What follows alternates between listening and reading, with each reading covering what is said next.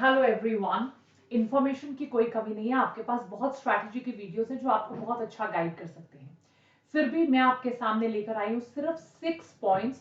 अगर आप सोच रहे हो दैट सितंबर एंड से या अभी से आप अपनी प्रिपरेशन को रीस्टार्ट करना चाहते हो, is it possible for you to crack NEET in 7 months? What is the practical strategy? क्या करना चाहिए इस टाइम पे? अगले 2 महीने की स्ट्रैटेजी कैसे बनानी चाहिए?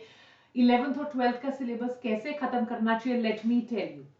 अगर आप इस स्ट्रैटेजी को फॉलो करके स्कोर करना चाहते हो तो प्लीज इस वीडियो को एंड तक जरूर देखिएगा। सबसे पहली चीज, see I can not give you a tailor made plan, it's not possible. what I can do for you is I can give you a structure, because हर एक बच्चे का वीक सब्जेक्ट टाइम अपने हिसाब से डिफरेंट होगा। what I can give you is I can give you a structure। इस structure पर अगर आप काम करोगे तो डेफिनेट सी बात है कि आप अपना स्कोर डेफिनेटली इंप्रूव कर सकते हो, सिलेबस खत्म कर सकते हो। सबसे पहली चीज, अगर मैं बात करूं अक्टूबर प्लस नवंबर की, और अगर आप अपना रीस्टार्ट कर रहे हो प्रेपरेशन को, I told you I will do 6 things with you.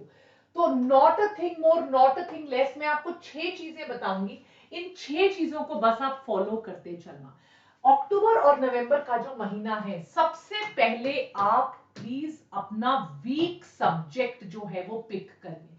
सबको पता है टाइम निकालना है, एमसीक्यू सॉल्व करने हैं, टाइम टेबल बनाना है। आपका एक तो वीक सब्जेक्ट होगा, मैक्सिमम ऑल्टरनेट डेज जो आपके पढ़ेंगे। जैसे आपका मान लो फिजिक्स है वीक सब्जेक्ट, तो एक दिन फिजिक्स और केमिस्ट्री किया, अगले दिन आपने फिजिक्स और बायो किया। ऑल्टरनेट सब्जेक्ट्स केमिस्ट्री और बायो चलने दीजिए प्लीज। अगले 2 महीने में 4 आवर्स एवरी सिंगल डे अपने वीक सब्जेक्ट को स्ट्रॉन्ग करो। क्यों? क्योंकि ये जो आपका वीक सब्जेक्ट है, ये आपका स्कोर 30, 40, 50 पर लेकर आ रहा है, जिसकी वजह से आपका स्कोर 300, 350 पे स्टक है। स्कोर स्टक है, पढ़ नहीं पा रहे हो, कॉन्फिडेंस खराब है, हिला हुआ है। सारी प्रॉब्लम की जड़ ये एक वीक सब्जेक्ट है। दिसंबर के बाद स्ट्रेस आपका और इंक्रीज हो जाएगा। फिर आपको लगेगा पता नहीं अब मैं ये करूं ना करूं, मुझसे होगा नहीं होगा।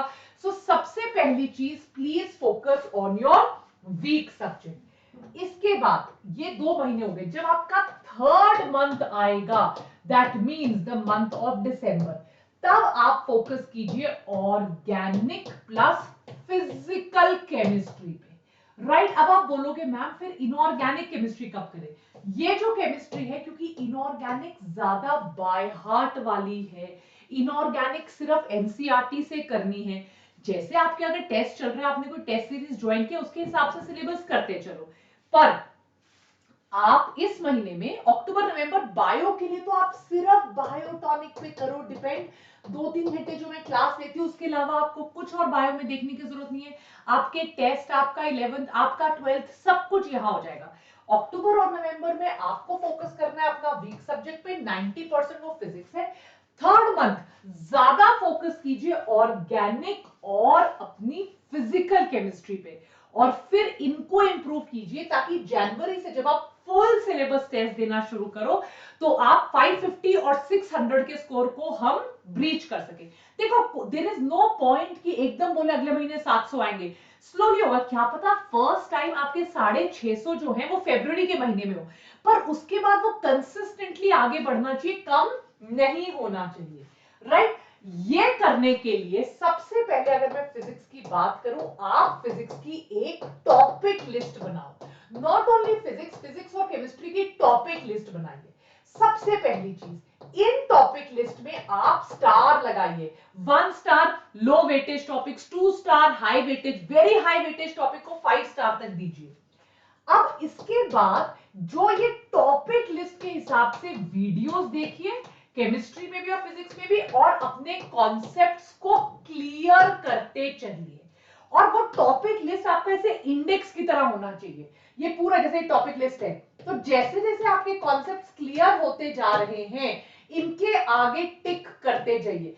जितनी बार टिक हो गया, that means that much is the number of cycles जो आपने इसके किए हैं। Very important, very critical, and let me tell you very helpful. Otherwise हमें कॉन्फिडेंस ही नहीं आता कि चैप्टर हमारा हुआ है या नहीं हुआ है। चैप्टर बहुत रैंडम हो जाता है, बड़ा हो जाता है। चैप्टर वाइज मत कीजिए, please make topic wise lists and do it very very helpful, right. अब इसके बाद फिजिक्स में, फिजिकल केमिस्ट्री में, इनऑर्गेनिक केमिस्ट्री की, ऑर्गेनिक के रिएक्शंस की, प्लस बायो जो मैं अक्टूबर में आपको करवाने वाली हूं, राइट, जो आपकी एनसीईआरटी सीरीज है, इन सब का आपने शीट्स बनाना शुरू करना है।